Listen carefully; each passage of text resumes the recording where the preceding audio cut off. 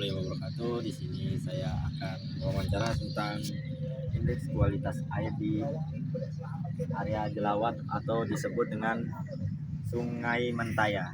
Nah, di sini udah kita lihat, ini ada sungai, ya kan? Di situ udah ada Jelawat, di situ bisa dilihat.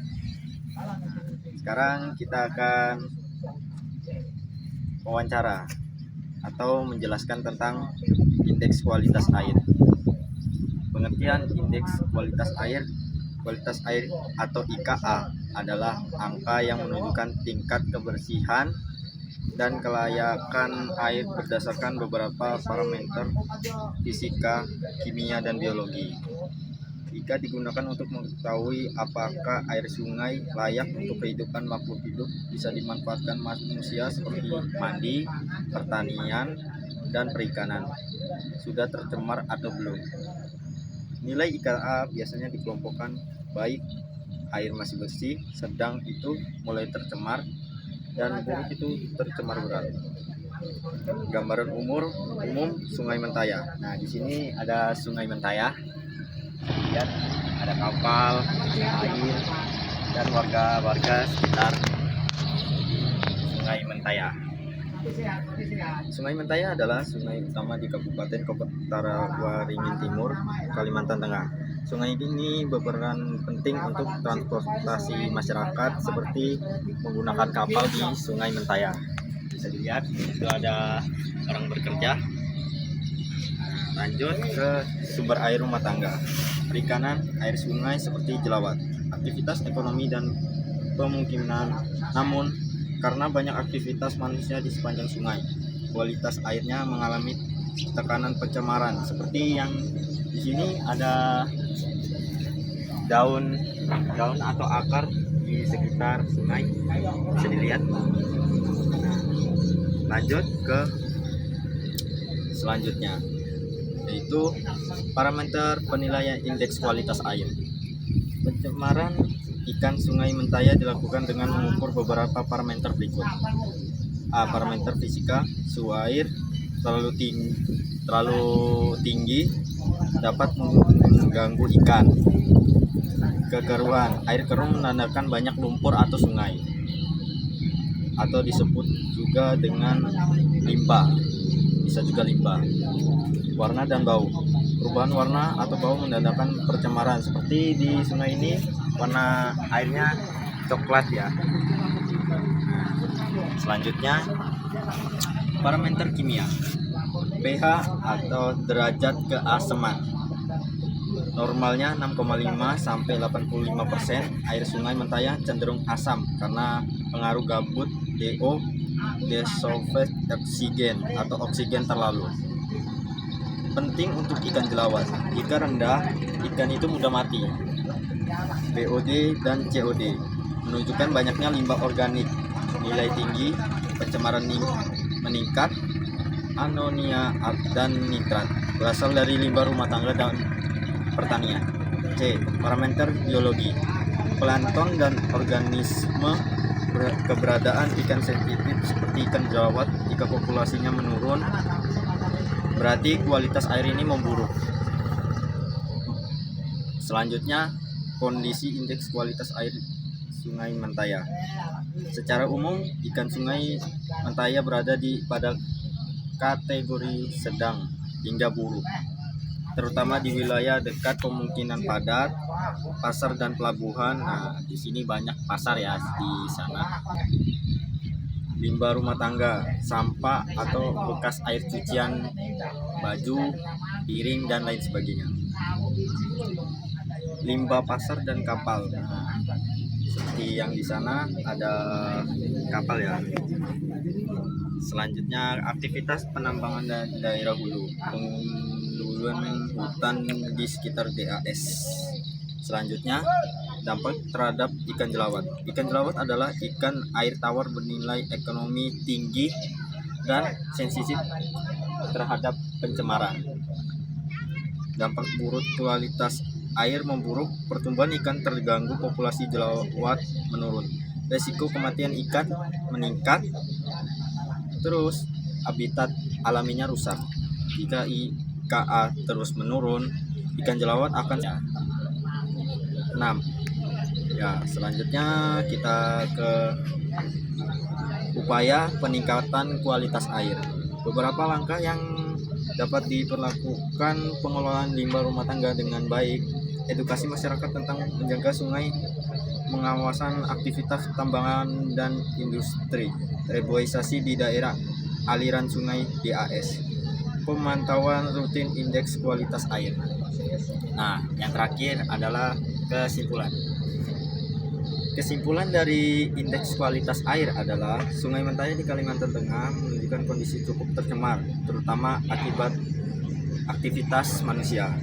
Penurunan kualitas air berdampak langsung pada ekosistem sungai dan ikan jelawat. Penurunan kualitas air berdampak langsung pada ekosistem sungai dan ikan jelawat.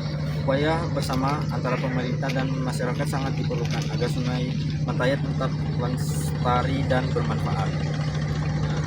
Sini sekian dari saya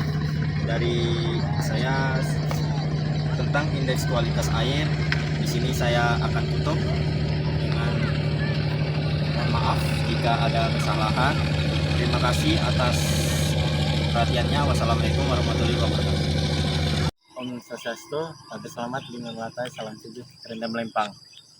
Halo teman-teman, hari ini saya ingin mengerjakan tugas geografi tentang indeks kualitas udara yang disebut IKU. Indeks kualitas udara IKU adalah angka yang menunjukkan tingkat baik atau buruknya kualitas udara di suatu wilayah, misalnya kayak di Kalimantan, dan dampaknya terhadap kesehatan manusia. IKU membantu masyarakat mengetahui apakah udara aman untuk beraktivitas di luar ruangan. Parameter IKU. IKU dihitung berdasarkan konsentrasi beberapa zat pencemar udara seperti PM2,5 dan PM110. Partikel halus, CO, karbon monoksida, SO2, sulfur dioksida, NO2, nitrogen dioksida, atau O3, ozon.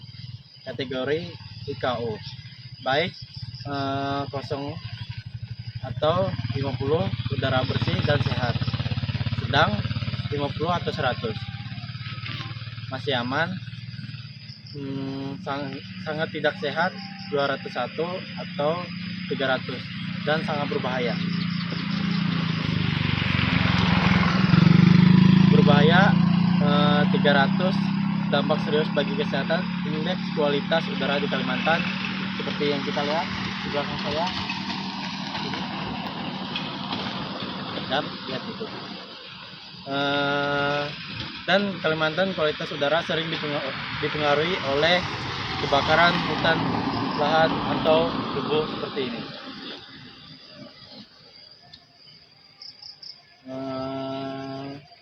Kebakaran atau hutan dan lahan karhutlah, asap dari permukaan lahan gambut, emisi kendaraan, dan aktivitas manusia saat musim kemarau terjadi karhutlah. Nilai IKU di Kalimantan Tengah dapat meningkat hingga kategori tidak sehat, sehingga masyarakat dianjurkan mengurangi aktivitas di luar ruangan dan menggunakan pelindung pernapasan. Manfaat IKU bagi masyarakat mengetahui kondisi udara harian, melindungi kesehatan terutama anak-anak dan lansia, menjadi dasar pengendalian pencemar udara. Sekian, terima kasih. Aku menutup dengan pramasanti Om Swastiastu.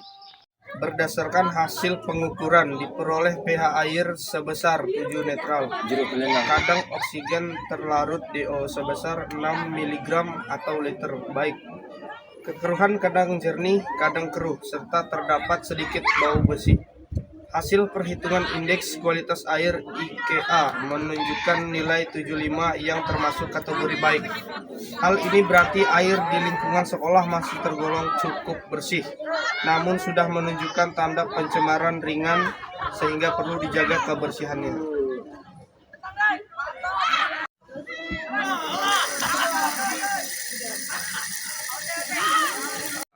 Indeks kualitas hutan IKH.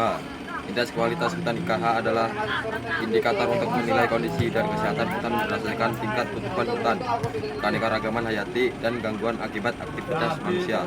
Tujuan IKH: mengetahui kondisi hutan baik sedang atau rusak, menjadi dasar perencanaan pengelolaan dan pelestarian hutan, mengendalikan kerusakan hutan dan deforestasi. Komponen penilaian IKH: 1. Tutupan hutan, 2. Kerapatan vegetasi hutan, 2. Keanekaragaman hayati, keberadaan flora dan fauna hutan, 3. Tingkat kerusakan, tempat penambangan liar, kebakaran hutan, dan alih fungsi lahan, 4. Fungsi ekologis, peran hutan dalam menjaga air tanah dan iklim.